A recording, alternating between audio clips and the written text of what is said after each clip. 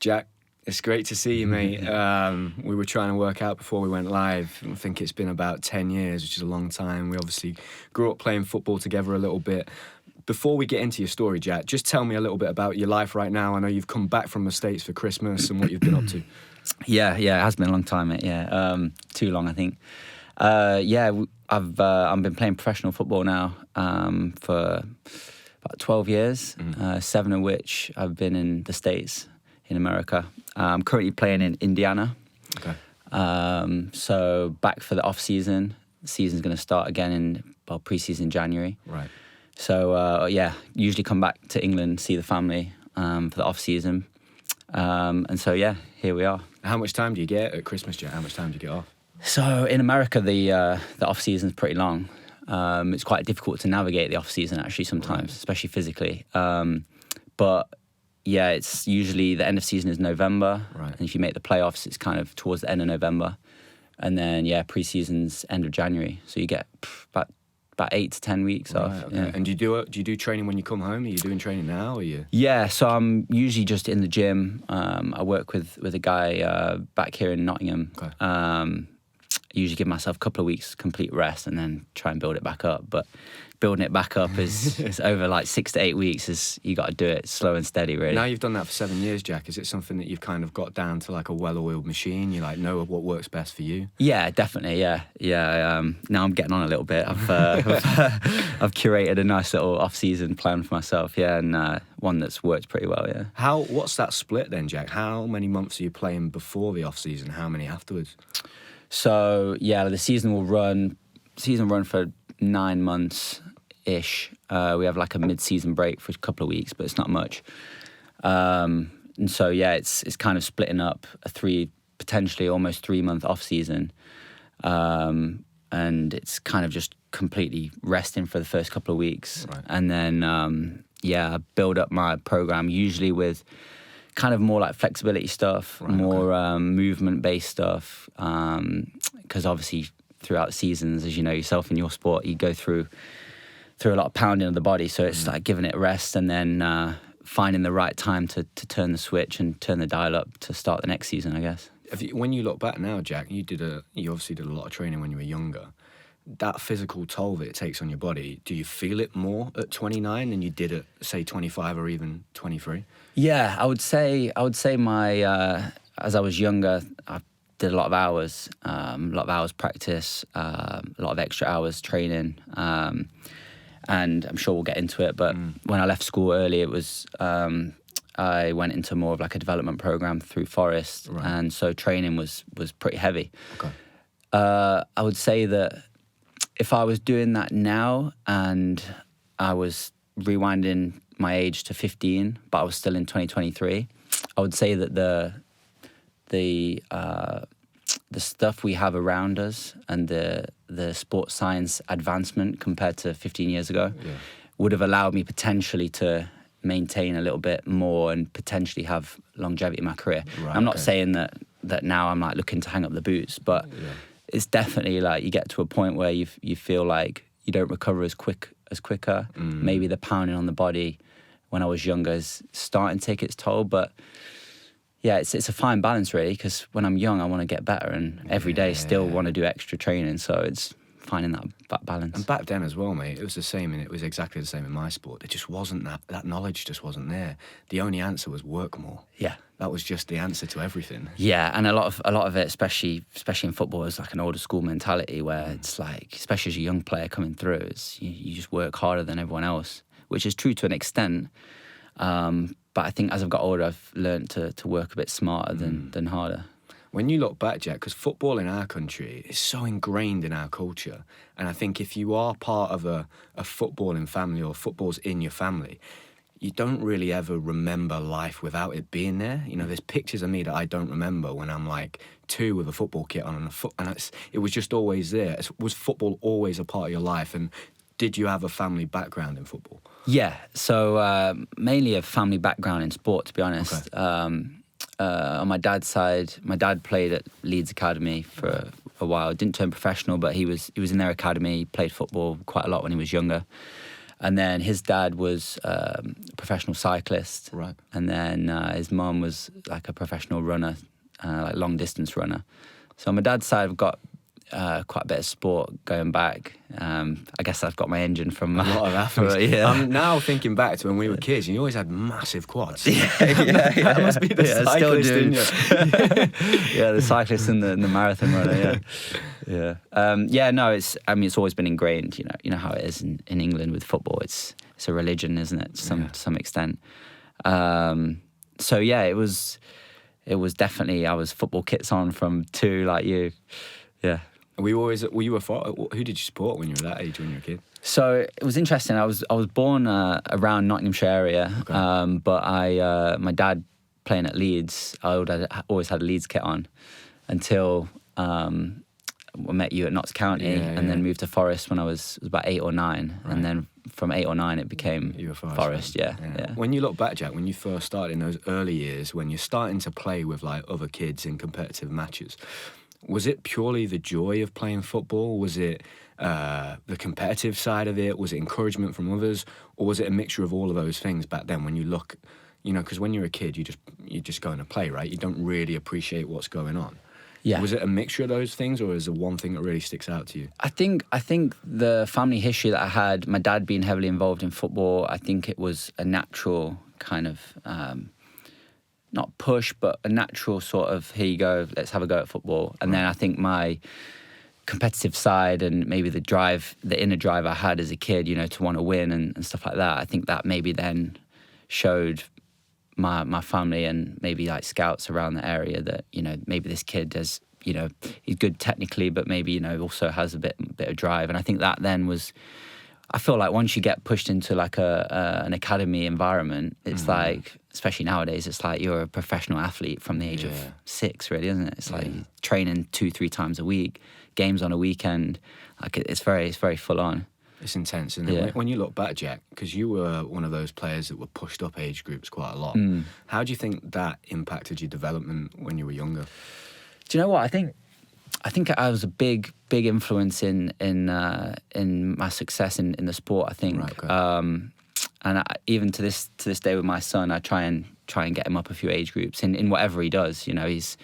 He's playing a bit of football, but then he's also done a bit of taekwondo, a bit of karate, stuff like that. Okay. So whatever it is, it's kind of like pushing him up with the older boys, just to really, what I found it helped was I didn't always get success. And, as a young kid, you don't really maybe realise why, but you can sort of figure out in the moment and in training sessions, all right, I might not be as big, but I might be able to just turn this way or use this technique or whatever. So I think, weirdly, because I wasn't getting success, combined with the inner drive I had to win, it was kind of like a recipe for success, because I wanted to get better, and the older kids were better than me, more physical. And you know how it is at younger age, it's sort of the gap between 8 and 10 and 10 and 12 is massive, So, it put me in a lot of uncomfortable situations that allowed me to then grow, I think. Does that still exist, Jack? So, in like academies now, are there still players being pushed up age groups? Because that sounds like the type of thing, when I think about it now, that would be like stopped. Do you know what I mean? Yeah. Is that still something that's very like prevalent within academies, or would you not know that? I wouldn't particularly know, but I think it would become a little bit political, I think, with the parents especially. One thing I noticed growing up in the academies is there's a lot of pressure on young kids, young boys and girls that play football especially. You go to a local football game and you're hearing the parents scream like mad at the kids. And this kid's only maybe 7 years of age, doesn't really know why he's been screamed at, but there's just a lot of like pressure and a lot of intense. And so I think the parents can potentially either positively, but most of the time negatively affect the game. And I think if another parent sees the kids playing a couple of years up, then they'd be like, well, why is my kid not doing that? So that's maybe why it doesn't happen. Is there so a difference often. there? You spoke about that there, Jack, and I've noticed that as well, not only in football, but in my sport, but particularly in football. Is there a difference between, let's say, playing for your local club sides and then that overall noise that's coming from the sidelines, to playing for an academy or a centre of excellence? Is there a difference in that? There is, yeah, Right. a big difference. Is it stamped out a bit more if it's... Yeah, exactly. I remember my dad was as soon as I signed with Forest, it was like, look, this is the rule. No parents are allowed to shout. The only noise should be coming from the coach and the players, Right. because the coaches are the ones that are driving and navigating their development, and we don't need any parents interrupting that.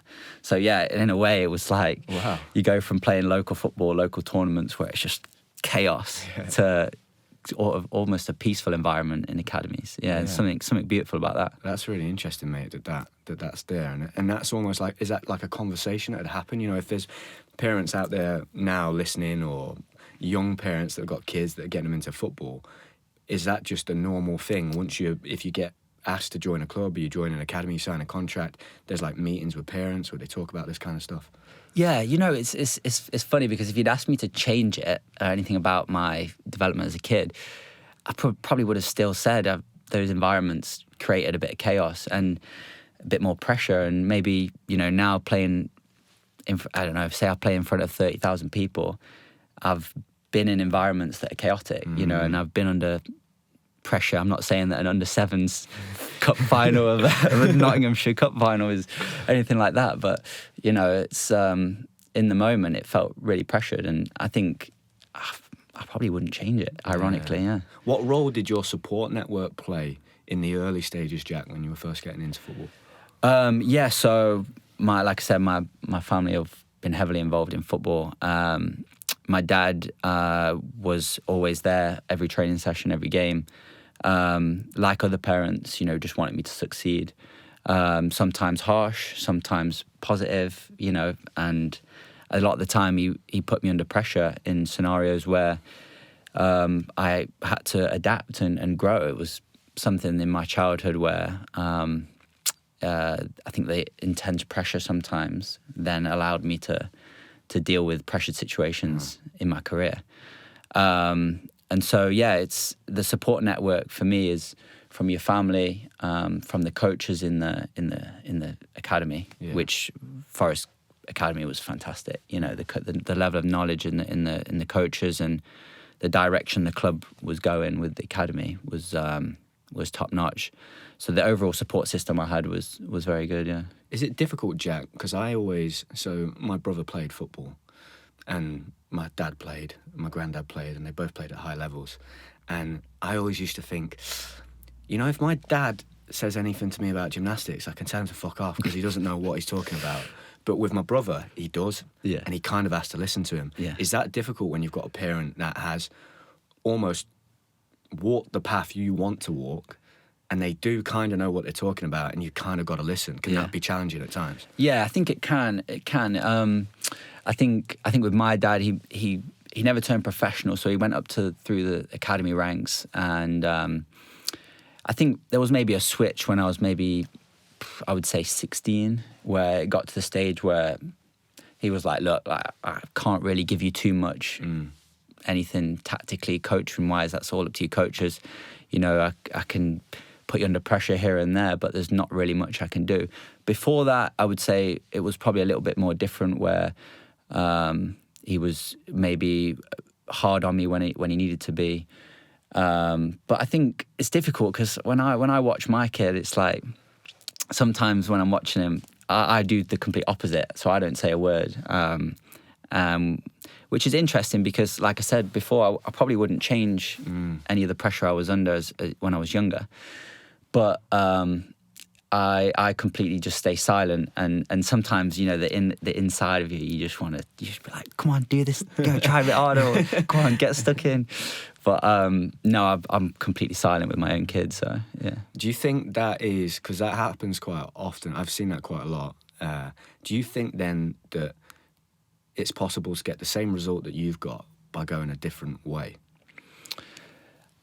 Because you sit here now and you're like, look, I wouldn't change it, and I'd be exactly the same. So not really from my dad, from the environment I grew up in, was extremely intense, and a lot of those practices are now, you're not allowed to do some of the stuff that was going on back then when I was training in the gym, training 6 hours a day.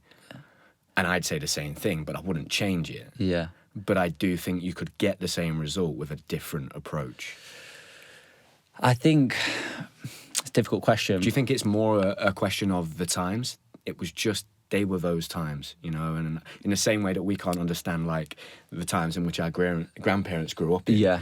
20 years ago, things were just different. It was just different across society and culturally. I would say that it might have panned out differently. I don't think I would have been as mentally strong as I am. I think the thing that's built my mental strength up would be the environment itself. Like you say, it's the ruthless business of sport. You know, whatever sport you're in professionally, it's a ruthless business. And you know, 1 minute you can be you know the greatest thing since sliced bread, and the next minute you put in the dustbin. You know, so I think that the environment. I think sport in general has taught me so many life lessons that I could take into any walk of life. You know, even just being on time, you know, things like that. And, you know, I think I wouldn't change anything. No, I wouldn't. But you wouldn't adopt the same approach with your son? As of right now, no, no, not right now. All I want him to do is enjoy the sport. And, you know, he does seem to love the game. He's watched me play a lot, so he's been in the stadium, he's been in the environment, so he feels it and he enjoys it a lot. As of right now, just keeping it as he's only 5. What did you used to think about before you had kids? Did anyone ever ask you, or did you think about, oh, do I want them to do sport? Do I want them to do football? And has that changed since having kids? Because I'm going to have a little boy in March. Yeah. Congrats. Everyone's now asking me, is he going to do gym? Is he going to do this? Yeah, and I'm like, well, I don't know, like. But I don't think I'll be able to stop him, right? He's going to want to. Exactly, he's probably going to want to try what his dad did. Yeah, I think I would like to be. I'd like to be the parent that guides gently, in the sense of, if they want to come to me and they have an issue to talk about, or they want to, hey, I'm thinking about going to this sport, then I would, you know, guide them gently and maybe direct them slowly into places I feel like they would be suited. Right. Okay. I think there was a period of time when I went through a difficult period of time with my football where I did think about, you know, not letting my kid be involved in especially professional sport. I think it has the ability to completely take over your mental health, you know, whether it's in a positive way or a negative way, and it can do it on the flip of a game. You know, you come out for a game and you've scored 3 goals and you're man of the match. You know, you're on an absolute euphoric, you know, experience and feeling. And you can also have the flip side of that. And so I went through a period of time where I was like, you know, this is tough. This is real tough. But I'm of the opinion now where what will be will be. You know, if Leo wants to play professional sport, I'll be there every step of the way for him. Yeah. When you look back, Jack, because you did pretty well early on. You were one of the lads at Notts County that had a long contract before the Centre of Excellence closed down. You moved straight to Forest. You're there till you're there for a long time, but you get up to 16 at the point at which you're potentially offered a contract. What does early success look like at that level?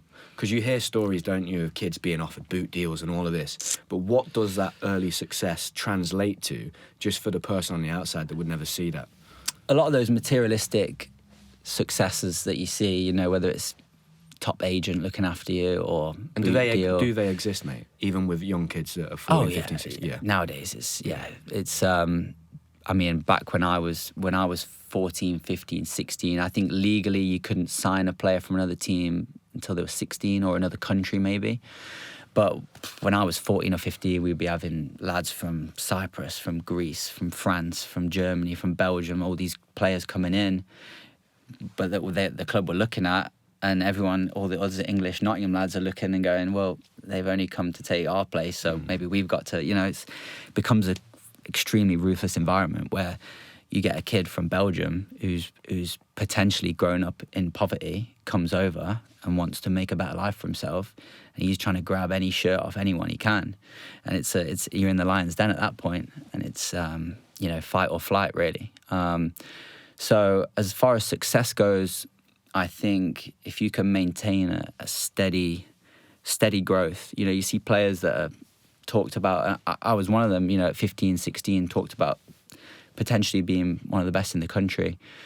It's dangerous, you know, and I think it's up to the support system of family, the coaches to just keep a level, steady growth of development. I think if you let agents, you let boot deals, you let all those, at the time, very, very nice looking things, and if you let that get in the way, it can be a recipe for disaster. How difficult is it to not let that go to your head when people are having those conversations with you and everyone's telling you you're great and Yeah, I mean, is that something you wrestled with at that age? Yeah, a little bit. I had a bit of a unique sort of development. I left school, conventional schooling, at the age of 14. Right. Okay. So it was about year 8 or 9 at school, and I went into kind of a tuition program at Forest.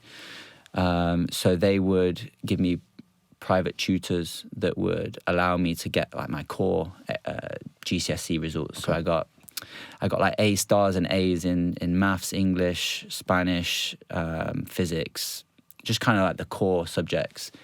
And I was able to wrap my training around the education. So, you know, my parents obviously wanted me to make sure I got the grades, just in case as a fallback. Yeah. But it allowed me to really step up my development. And I was really grateful of the academy manager at the time, who was a guy called Nick Marshall, who gave me these priceless experiences, really. I was able to go over to European clubs and train with clubs for a couple of weeks. And I would go over there as a 15-year-old. The first club I went to was Brescia in Italy. Okay. I went to Atletico Madrid, AZ Alkmaar, Deportivo La Coruña. I would go over there, train for 2 weeks, and then almost report back to Nick, and he'd be like, you know, what did you see? What were the sessions like? How did they live? What were their lives? How were the players? What would you compare to us and them? And I would basically deliver a presentation to the coaches of the academy. Really? Yeah. Wow. So they were, and that was the club doing a recce on that club through a kid? Well, this again, go back to the support system. My dad was quite forward thinking in the sense of, you know, pushing my development, and it was him and Nick who came up with the idea of, right, you know, I've got a few contacts over there that could potentially, you know, Jack can get some real good training and development, and you can also see what goes on over there. So it's like a win-win. Win-win for and the clubs were really well receiving of it, actually. Yeah, they were really. It's interesting because I got to learn. Was that something that was that going on in other clubs, or? Yes, not really. That's something I've not really heard of. No, at the time, I hadn't really been. I hadn't heard of anyone doing that, and so it was extremely new to Nick, to me, my dad, whole family. It was extremely new, and I'd never been thrown into an environment where I couldn't understand anyone or what they were saying. So, like, the first training session I'm in Italy, I'm like 14 years of age. Are you going on your own, or are you going with your family? So I went with my dad. Okay, right. And then when I was 16, I went to AZ Alkmaar on my own. That was the only one I did on my own. But my dad would go with me. So that first training session in Italy, in Brescia, usually as a young kid and all throughout my career, I've liked to stamp my authority on the opposition, you know, early on, get a good tackle in. So, like, training session comes around and I'm like, I'm the new guy. No one can really understand what I'm saying. I couldn't understand what anyone else was saying. But we all spoke the common language of football. So first possession drill comes about and I just absolutely crunch this player.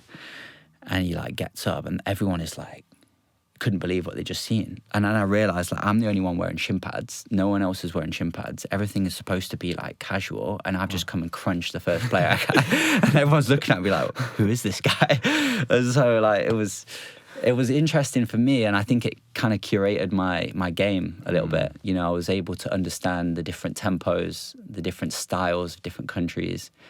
And throughout my career, I think that was probably the golden opportunity I really had, you know, those few weeks I got to train with different clubs. What an unbelievable experience that is, you know, just for your development. Yeah. Because you'll look back now and go, I play like this, or I think this because of that experience there. Yeah, that's just incredible, mate.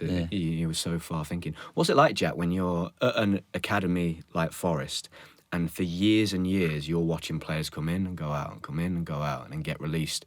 I remember kids being released and burning the kit and never playing football again and losing the love as a sport.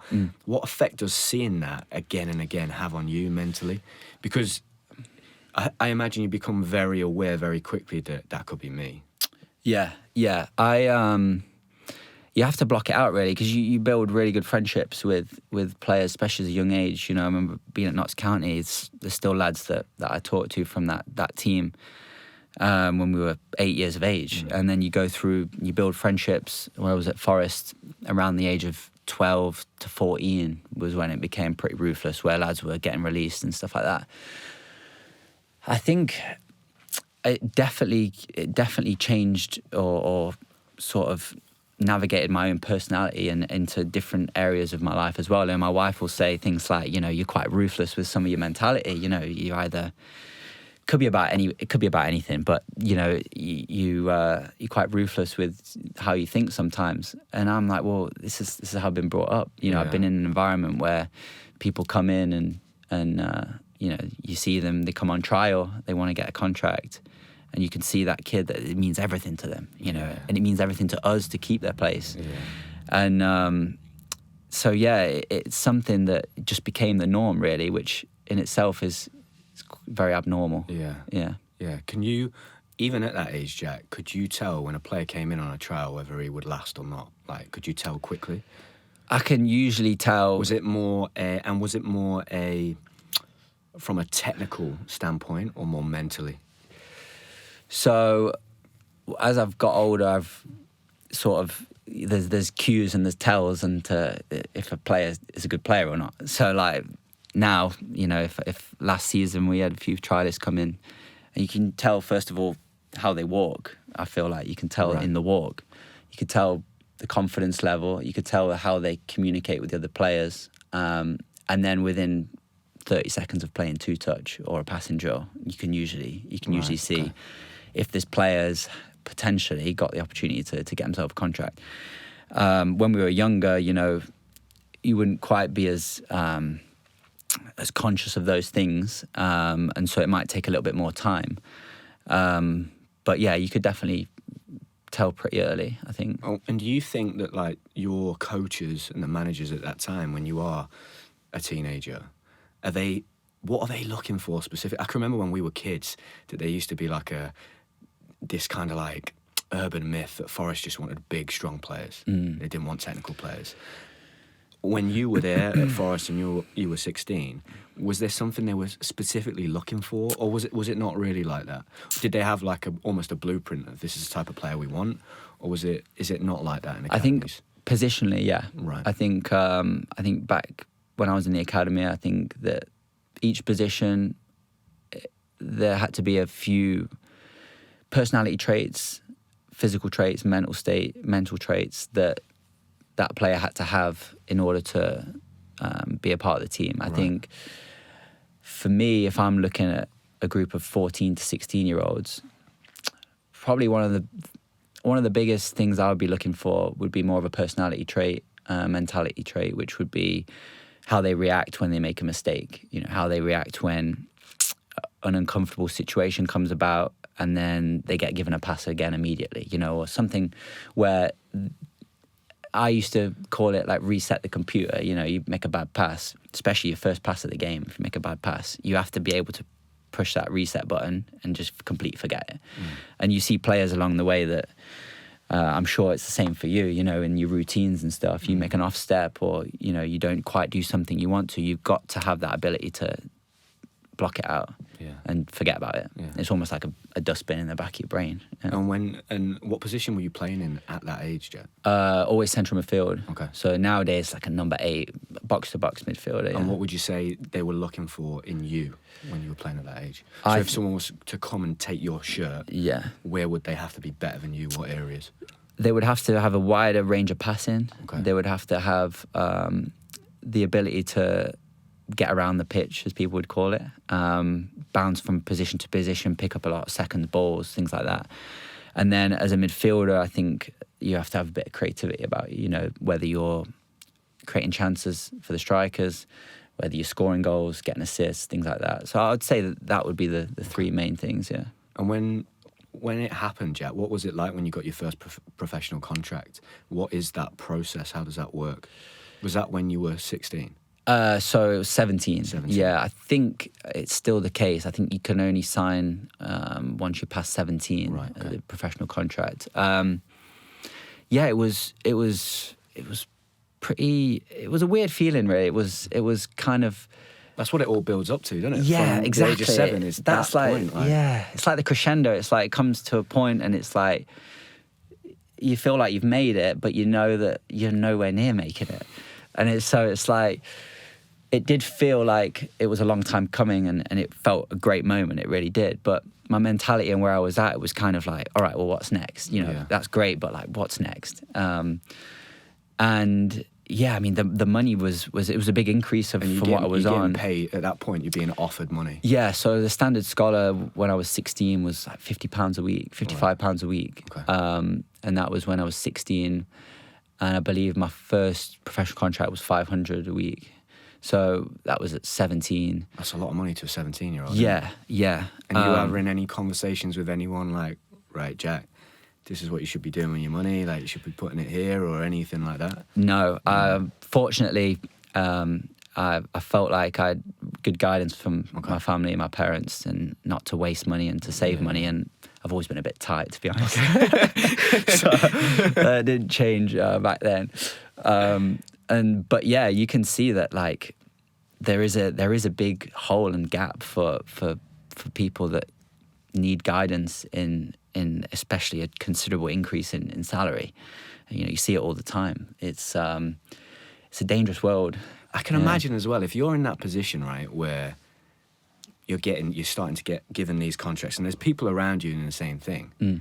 If you see someone going out every weekend spending all that money, you're not going to go, don't do that, mate. You're thinking, keep doing that. Do you know what I mean? Because not because you're a bad guy, because it is so ruthless. Like in my sport, there was, let's say they started off with 5,000 kids, and those 5,000 kids at 7 years old are trying to get 5 spots at 25 years old.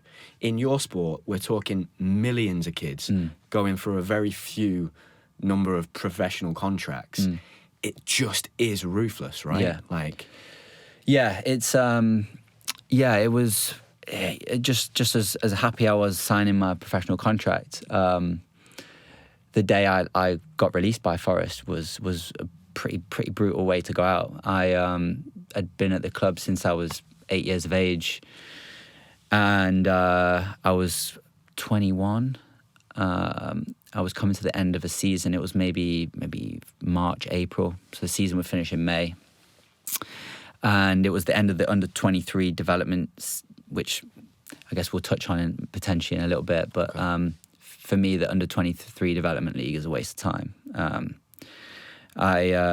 We were coming towards the end of that season, and I woke up on a game day on a Monday morning, and I got a letter through the post. I opened the letter, and it was a letter from one of the coaches to say, Jack, thank you for your time at the club. Thank you for everything you've done. We will not be renewing your contract. Wish you all the best in the future. Didn't get any conversation face to face. Didn't get any, felt like any loyalties to the club. And do you know what? That was honestly the best thing that could have happened. Really? Really, it was. Yeah. At the time, it felt like absolute shit. You know, it felt like I'd literally just been kicked to the curb, and it was proof to me that there aren't any loyalties in football or in any sport. There, you know, if you're not wanted at a certain place, it's a decision that's made as a business decision. You know, you're a product at the end of the day, and there's a lot of money in the industry. And if you're not in their mind producing, then it doesn't matter how many years you've been there. So yeah, that was So I actually played the game that morning. I got sent off after 28 minutes. What did you do? I got 2 yellows. I was fuming. Yeah, it was an important game at the time. As but, if they expected you to play on that day, though. Like, yeah, I don't think they'd know. I don't think they knew. So I went into the game and I didn't have any conversation with anyone, coaching wise or any players. I didn't reveal anything. It blows me away that they've not. The fact that you've been there since you're 8, so that's 13 years. Yeah. At least a phone call, surely. Yeah. Like. Something. Yeah. But apparently that was the way that the ownership wanted to deal with it at that time. Right. So. And when you say the ownership, does that mean so those decisions, someone being released at 21? That's just coming from the top? Not directly from the top. Potentially some decisions are made from the owner, but they're usually people, especially in the academy, academy directors, managers, potentially assistant managers, under 23 managers, people that make decisions. So it's kind of like a group decision. Okay. But I think the route that they wanted to go down was letters. Right. So. And you sat on the bench, Jack, am I right? Yes. Against Peterborough, if I've done my research well. Yes. And then you went well out done. on loan and played for Mansfield Town and made your professional debut. Yes, I did, yeah. Just tell me a bit about that, making your debut. Yeah. Because that, again, is another milestone, right? Like, actually coming on and... Yeah, so I was 17 and was in the youth team, playing really good football. We had a really good team, great group of lads, and we'd done really well in the Youth Cup. And Alex McLeish is the manager, first team manager, and we go over to train with the first team to do like set pieces. So like the set pieces would be a lot of the time would be used as bodies, defending or attacking set pieces for the first team. Obviously, we'd make sure that we weren't going up challenging for headers and things like that. Okay. But we were kind of bodies and just maybe a bit of shape work the first team wanted to do. We were just mannequins, glorified mannequins. And so I went over to train with the first team and do some set pieces. And I guess Alex McLeish said, can anyone take a wide free kick or a corner or whatever? I was like, yeah, sure, I'll take one. So I probably whipped in 5 of the best free kicks I've ever whipped in my life, to be honest. Just absolute, worldy balls. And I could see the first team manager was kind of like, they were impressed, I guess, at the time. We did a bit of shape work after that, bit of, defending shape, attacking shape against the first team for 5 minutes maybe. Didn't think anything of it, go home, and then I get a phone call from the youth team coach. And it was a Friday night. And I answered the phone, I was a bit confused, and he was like, yeah, you've been selected to go on the bench tomorrow for the first team. I honestly couldn't believe what I was hearing. But there was no build-up, no sign of anything happening. And it was like, yeah, you're on the bench. And pretty also side story to that was my now wife was working in the club shop, in the Forest Club shop, and she actually printed my jersey for the shirt that I wore on the bench. Oh my gosh, the night before amazing. The game. Yeah, so that was another cool thing. But yeah, it was one of those moments where I just couldn't believe it. And then, unfortunately, young players coming through at the time, it was quite difficult because there was something like 7 or 8 managers in the first team within like 3 seasons. Okay. So it seemed like just a revolving door of managers. And as a young player, it was kind of difficult to, you'd impress like I did early on there, and then the manager would get sacked and you just kind of start at the bottom again. And so, yeah, moving out to Mansfield on loan was when I think it was 18. And that was a whole other experience, League Two. Fucking hell. Oh, that was, I think my professional debut was away at Bury Town. Right. There was like 3 sending offs. Both managers got sent off. Just absolute chaos of a game. But yeah, I've absolutely loved it, to be honest. Yeah. Wow, what a story, mate. And then you mentioned it a little bit. So you play that season on and off on loan at Mansfield, and then you come back to play for the under-23s? Yeah. Is that right? Yeah. For a season. Why do you say that under-23s league is just a waste of time? Do you feel like all that is it's almost just stopping you move on? Yeah, I think when I was coming through, when I was 14 or 15 in the academy system, I believe it was under-16s, under-18s first team. And what would happen was you would get players at the age of 18 where the first team management would go, does he have the potential to come up? And it would be really like maybe like 2 or 3 players would sign professional contracts from the age of 18. And then if you were lucky enough to sign a professional contract, you were immediately in the first team squad. You were training with the first team every day. And because it was only 2 or 3 players, it wouldn't necessarily bring the level down.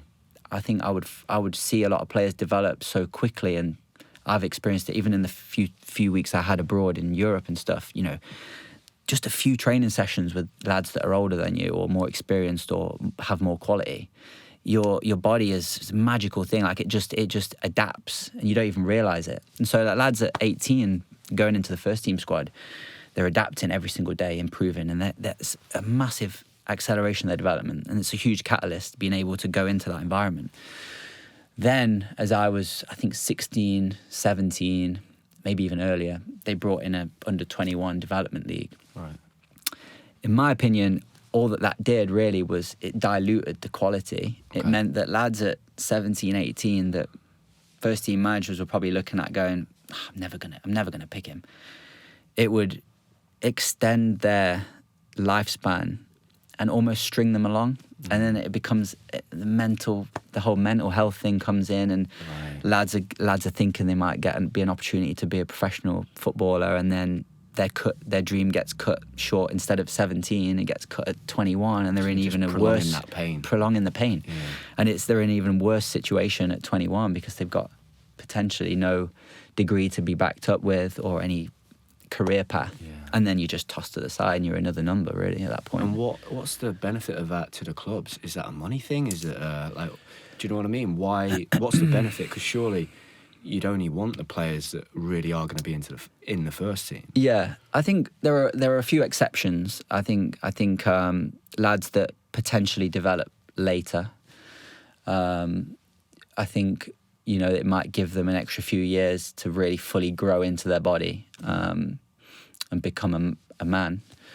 And so there are a few exceptions where maybe players can have a bit more time to develop. But in general, I do think it just prolongs the pain. Right. Yeah. How quickly did you then make that move to go to the States, Jack? How did that come about? So from the point of being released by Forest into that point of being offered a contract in the States, I'd imagine in that gap, there are probably a few mental hurdles for you to get over, no? Like you've just taken the biggest knock in your life. Yeah. And at that point, is your brain doing the maths? Like, I've been released at this age. Like, how many guys are really going to make it now and having a career? Yeah. At that point, I was 21 and I'd had 3 professional games.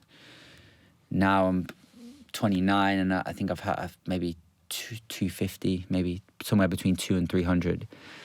And so at 21 years of age, and I've got three professional appearances, any first team manager's looking at me going, not got enough experience. But then it's like, at that age, it's like, well, how do I get the experience to then show you that, it's just a vicious circle, really. I honestly think that 2015 was when I got released. I was the toughest year of my life in the sense of, I really had to decide if I wanted to do this or not, and if I was going to prolong pain or get something good at the end of it. Yeah. I felt like I had to do like something a bit drastic, something a bit different. And on my dad's side, my dad's mum and dad live in Arizona, in America. And I knew at the time, around 2015, the American game, the MLS, it was on the rise. There was a big wave coming. Obviously Beckham, Gerrard, Lampard, like all these players had gone over there and done pretty well. And so it was something that I wanted to explore. So what I did was I booked a one-way ticket to stay at my grandfather's house and just took my boots with me. And I sent emails to professional clubs in America. And I just said, I've been in Nottingham Forest Academy since the age of 8, and a few video clips if you want to see some stuff. I'd basically love to come down and train and show you what I've got. Sent it to every MLS club, every second division club, and ended up getting a few nibbles back, and landed a contract in Minnesota in America. Yeah. What was that like, mate? What prior to going out to America, what was your How did you feel about the American game and that setup and that system? Yeah, I honestly, no disrespect to Americans or the American game. I was a bit naive. I was thinking this is going to be a walk in the park. You know, I've had all these years experience playing in one of the top academies in the country, top academies in the world. You know, how the States going to have anything? And honestly, man, I was shocked at the level. Right. You forget you don't just get American players, but you get a shit ton of South American players even from Europe that have gone over there that have maybe come through the college system. You forget the development that the players get in the US through the college system. Right. Not necessarily the coaching level. The coaching level now is very good. Back then, maybe not so, but it was just the amount of games that they were playing in a short space of time. And yeah, I was pleasantly surprised at the level. And it's still the case now where I think people in England don't necessarily respect the level over there. And it's only until you're there and you're immersed in the environment that you feel like, yeah, it's a good level. Did you look at it, Jack, going over there as like a real fresh start? Like, I remember when my little brother went to Australia to play, I can remember saying to him before I went, I was like, nobody knows who you are. You can be whoever you want to be. Yeah. And did you kind of see it as that? Yeah, it's funny you say that. I'd always been known as JJ when I was growing up because my middle name's James, so it would be Jack James. People would call me JJ, and that's how it would have been known in the Forest Academy and stuff. And when I went over to America, I was meeting new people, and people asked if I had nicknames, and I just kind of went as Jack. Never really done that before, yeah, it was new, like to even be called Jack on the pitch. Yeah. Yeah, it was just little things like that. Was that a conscious decision? Or Yeah. It was. Yeah, I really wanted to cut ties with anything to do with England, and honestly, mate, there was a lot of anger inside resentment, me. Oh, just mate, pain. I was in a bad way. But like I said, if I hadn't have had that experience, then I wouldn't have been. Yeah, listening to your story, mate, like, the reason you were able to handle that at that age was everything that came before, you know, and the environment you grew up in. And if you hadn't have had that, then you would have, that being released at 21, there's no way you would have handled that, right? Like, yeah, it's like a domino effect in a way. It's like, right now I'm 29, if I would just click one domino and I go all the way back to being 6 at Notts County, mate, each domino I had was just euphoric feelings to down feelings to pressured feelings to fun feelings, you know, all these emotions and development stages that you go through. They're like gold dust. They really are. And that's where you asked me, it's like, well, if with your kid, would you want to stay silent and not? As I would like to put him in scenarios where he's uncomfortable. I never want him to feel like don't have that there's any question of how much I love him or any side of that. But on the other side, I want him to have uncomfortable experiences, because if you have it too easy and you don't go through those periods of time, then you come out at the end of it and I don't feel like you grow as much. Imagine that's the tendency, right, as a parent. You know, I'm going to discover this soon, but everyone wants it better and easier for their kids. Yeah. But they forget that what got them to where they got to in the first place was the struggle, right? And that must be a very difficult balance to walk as a parent. Yeah. And does it now, being a parent, do you have more appreciation for your dad? Yeah. In that situation, especially now you've got a boy getting into sports. Yeah. You know, I've especially when I went over to the States. You know, I spent a lot of time with my grandfather as well, and you know, like I said, 2015, 2016 was tough, and had I not gone over to the States, I don't think it would have been. I would have been able to prolong my career and make a living out of it. Really. Do you think you would have stopped? I think I would have been forced into it. Yeah. I don't think I could have. I don't think I would have wanted to play for fun.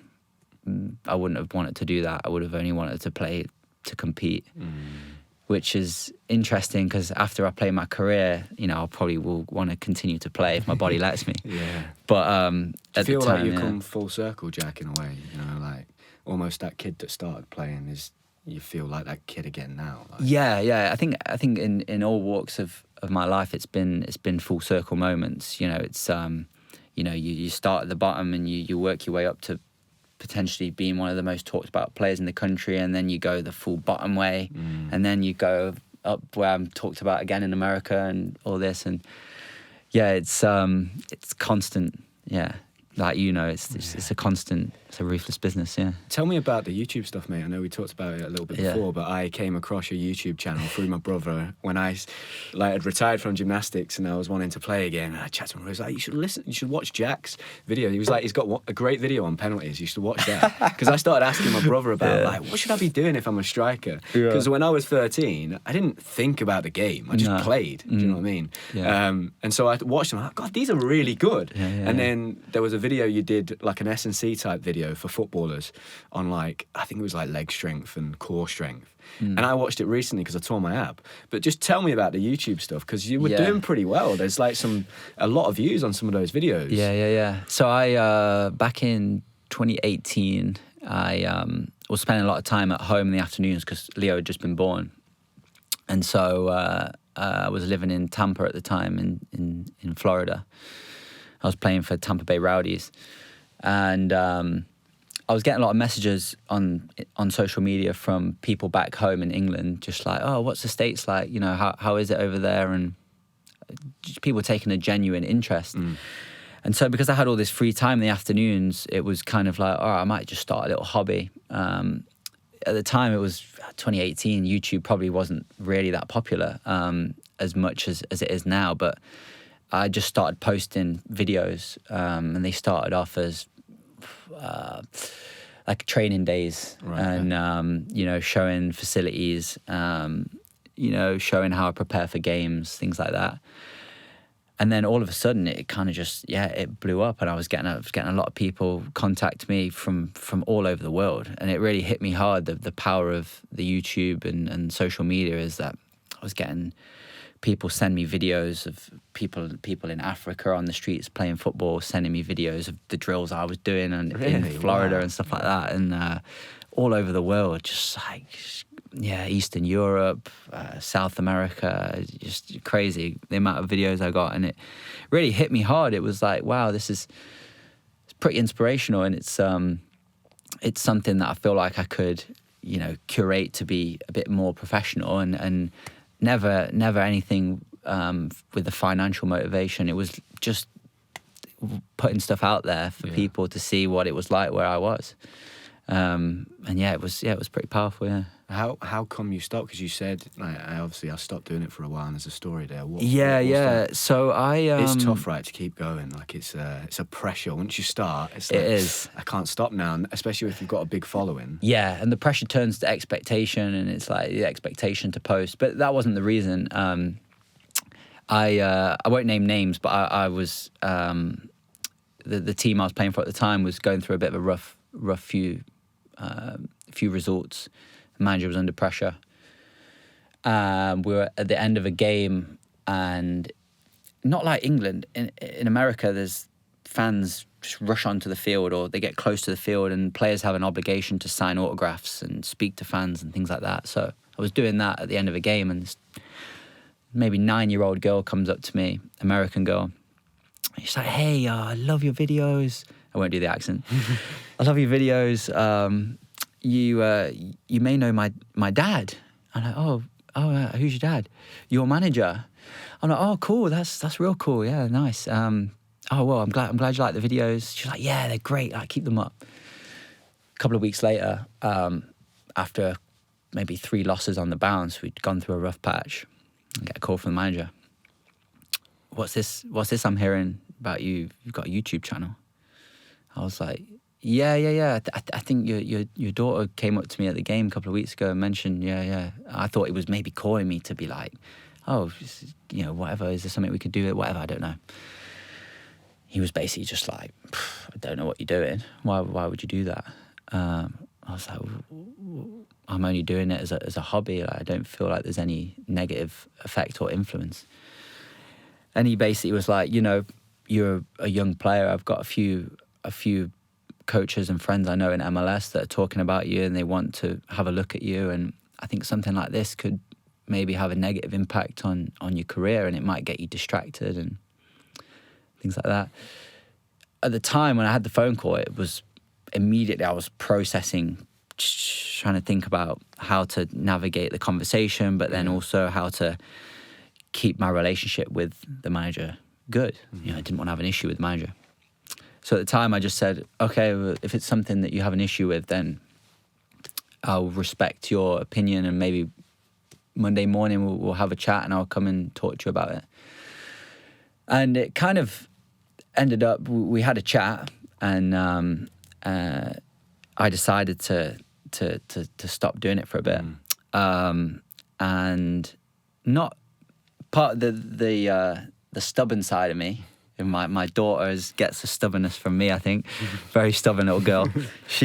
My stubborn side was really like wanting to be like, nah, fuck off. I'm doing it. Why would I not do it? I'm inspiring kids all over the world. Like, but then at the time, it was back in where I was maybe 20, 23, 24. And I did think, well, if there's a potential of one manager thinking that and having that opinion, then there is also the potential of other managers and other old school mentality managers that might have that opinion, and it might stunt my career. And so, yeah, it was a decision that I made that was, I think at some point I will pick it back up. Yeah. I think it's something that I really do want to do at the right time, on my terms, and I want to do it properly. But yeah, just that kind of it hurt me a little bit in the sense of it just kind of chinked my shoulder, and I was like, that might not be a fully positive thing to be doing in my career sense. I'm at the age of 29 now, where I'm like, you know, it's not going to stop me progressing. Yeah. I've had enough games, I've played enough for it not to. But yeah, at the time it was the opinion of a coach that was like, made me think. Was that something that came up a few times in your career, or you witnessed from other managers saying, hold on a minute, don't do that, that's not a good look? Yeah, so it was I know that there is like an influencer, what's the word? An influencer reputation, where you're perceived to be. So I've had players who don't know me personally who have signed to our team. So it happened just this year. Yeah. And lads will come in and have watched the YouTube, and they see me as the YouTube person and this influencer. And then after a few weeks of knowing me and talking to me, they're like, you're not the person I thought that you were going to be. And I was like, well, what makes you say that? Well, just your YouTube and stuff, you know, like the camera, and, you know, I thought you were going to be a bit more like, you know, wanting the camera to be on you, and a bit more like, you know, I don't know what they were trying to say, maybe a bit more vain or whatever, but my personality was not what they expected. Okay.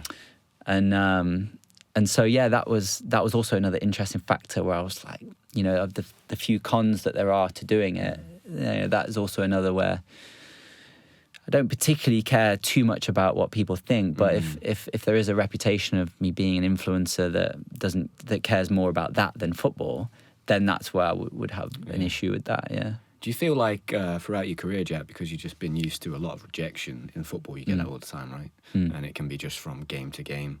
I remember when we were kids, we used to get scores for games. Yeah. Do you remember that? We used to get scores for games. Your dad used to hammer me. And I was That sounds like my dad. I remember when we were kids once, I was playing for Keyworth against Clifton, and I scored 6, and he took me off, and I cried my eyes out. My mum was like, why'd you take him off? You only took him off because he's your son. He was like, it was getting ridiculous. Yeah, 6 backflips. You can't have a 7. But yeah, it does sound like my dad giving you a low score on purpose. Yeah. My coach used to do that. He used to hammer me in the gym when I was like 9. We'd do these competitions that were like, everybody would do the same routines. It was like a big competition, and it'd be out of 10. And he'd give me like an 8.7. And I'd be like, there's nothing I can do better. And I'd turn up to the competition and get 9 9s. And I'd be like, what's been going on? But it worked. It was that old school reverse psychology type stuff. It works. But I wanted to ask you, mate, like, are you proud of yourself? Because when you do sit back and look at the numbers of like how many kids actually make it in football and turn that into a profession, we're talking tiny numbers. So the fact that you've gone on from that kid that was 6 years old to be 29 now and to be playing professionally, like it doesn't matter what level you play at. Like I always say to people, if you're playing and someone's paying you to play, you've made it, and you've beat 99% of the other kids. Like, that's an amazing achievement. Are you able now at 29, while you're still playing, I know that there's more that you want to achieve, but you're able to look back and go, I'm fucking proud of myself, man, for making it this far, because it's not easy. No. No. No, I'm not. No. Do you think you'll be able to do that one day? I think, yeah, potentially after my career. Yeah. I think I always want more. So like, I always feel like if I rewind to when I was 15, you know, the real high of, you know, what I was to foresee for my career, you know, Premier League, World Cups, competing for my country, that's the sort of thing. Part of me is, you know, a bit hurt that I'd not achieved that yet, you know, not got to that level. I say yet because nothing's ever a definite in the game. But I think part of me is still on the side of what can I achieve rather than what have I achieved. I think it's a mentality that I would love to sometimes not have, right. But also a mentality that has probably got me to where I am. So the short answer is no. Yeah. Okay. But do you think you're going to be able to let go of that one day? You know? Yeah. I got to a point in my life where I basically had to make that decision. It was like, I actually had a conversation with my brother, and I dropped him off at the pub to see his mates, and he said, look, mate, you can still do it up here, but your body can't do it anymore, and you've got to accept it. And it was harsh. I was like, I took it, and it hurt, man. Because like, he's my best mate. Yeah. But I kind of needed to hear it at that point. Yeah. And from that moment on, I like let go of this. I want to be the Olympic champion, and that's what I'm going to measure the success of my life off. Yeah. Put that to one side, and after that, it was like, right, now what can I do? Yeah. Kind of thing. Yeah, it's interesting. Are you aware that you know that potentially is a dangerous mentality to carry on with for the rest of your life? You know. Like, yeah. It's interesting you say, obviously, like a best friend to you. I think since I left and went over to the States, you know, I'd grown up through the academy with very much, you know, my dad was a big influence. My grandfather was watching me all the time. My mum also was a heavy influence in my development as a person as well. And I kind of had those people around me and would have these kind of conversations. But when I went to America, I viewed it as becoming a man in the sense of I was quite on my own. It became a little bit, I guess, lonely at times. We would travel on the road, and although I had my wife and now kids at home, from a pure sport mentality point of view, I have kind of just been on my own with it. And so I've not really had the person next to me from a sport scenario or sports side to have these conversations where, you know, you talk about that and maybe it's what you've achieved or maybe when the time to stop is and stuff. It's kind of just been navigating blindly myself, really. And so, yeah, there probably will come a time when, you know, maybe we come back to England. I do want to give it a good go, come back to England and try and play a little bit as well. So maybe there will become a time when, I can reflect a little deeper. But right now I feel like I'm just in that mentality where I'm going through the cornfields and not being able to see where I'm going. I'm just trying to go as fast as possible. What's your relationship like with yourself, Jack? You know, what are the conversations that you have with yourself? Do you have a good relationship with yourself, or sometimes can it be quite negative and self-critical? I think it's pretty good. Yeah.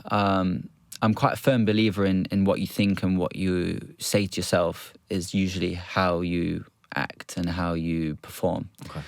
So I played with a lot of players that quite, you know, they make a mistake and you hear them on the field say, you know, whatever it is, are you stupid? Twat, what are you doing? Yeah. And cursing themselves.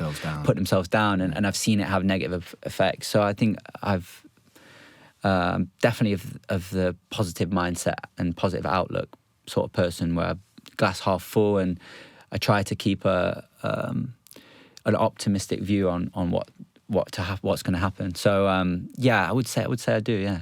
What advice would you give someone that, say, is 15, 16, they're in that environment you were in? When you look back now, what do you think the best piece of advice you could give someone at that age, 15, 16, but then at 21, that has been at a club their whole life, they get released and they have a decision to make? What advice would you give to the 15, 16-year-old, and what advice would you give to the 21-year-old? The 15, 16-year-old, I would give, don't get too highs with the highs, don't get too lows with the lows. That gradual development, I would urge that don't just go out and practice when you've had a bad game, but when you've had a good game as well. You know, go out and do extra and be seen to be also doing extra when things are good, not just when things are bad. At the age of 21, I would say it'll be more about people in the game, and knowing that you can't take what someone says to you in the game, whether it be a piece of not just advice but a promise. You can't take that as gospel. You can't hear a coach say to you, "I'm going to renew your contract at the end of this year if you keep doing what you're doing." If you can't listen to that and go, "That's going to happen," because I've had it happen to myself. Right. I've had been at a club where the MLS organisation have said, "We're going to sign you at the end of this year," and then the ownership changed and things happen. So I would definitely, as a 15, 16-year-old, before you're able to really mentally and of a personality where you can judge character very well, the age of 21 is definitely, you can't trust too many people. You should get a bit worldly wise. Exactly, quite yeah. fast. Yeah. Jack, what are your hopes for the future, mate? You know, you're still in a season right now. How's the team doing this season? We just finished the season, yeah. So the off-season is end of the year? Yes. Okay. Yeah, we've just finished the season. We made the playoffs, but we didn't have a good run in the playoffs. So I've got another year left in Indiana. I would like to, short-term goal, I would like to come back to the UK, whether it be in Scotland or in England, and get to a good level and play a bit back here. That's something that I've always wanted to achieve, more so for the person and the boy that I had back in the UK, in Nottingham and in the Forest Academy. So I would definitely like to achieve that, but more so the goals I have are more off the field as well. You know, bringing the kids up and making sure that they have that stable support system. Yeah. Mate, it's been so good hearing your story. When you were just saying there, I'd like to come back to the UK, straight away my eyes were lighting up. I was like, oh, please document that on YouTube. That'd be brilliant. That'd be an amazing story to tell. Yeah. Just somebody that was in your position at 15, 16, the highest of highs, to then have made a professional debut, just hearing a story about that training session where you whipped in those 5 free kicks. I think sometimes in life, if you're in a position like yourself where you still feel like you've not quite achieved what you wanted to, you feel like your voice isn't valid, but actually, like, someone like you has got so much to offer other people and other kids coming up. And I have so many conversations with lads that were in academies that finished at 16 or were released at 18 or 20, and I can just tell there's just a big hole in their life because there was no one there to help them. So you being able to have those conversations with people is massively valuable, and I've thoroughly enjoyed this conversation. And thank you, mate, and I'm going to be following your journey now for sure. Thanks, mate. Thanks for having me. And I still want to try and play a couple of games for Keyworth this season, so I'll be back to watching your YouTube videos in case the moment comes when, if I get brought down in the box and I've got to take a penalty, I will fucking shit myself. That's when the coming of the YouTube channel will come back. Your penalty. Jack, top man. All right, thank you, mate. Yeah, no worries.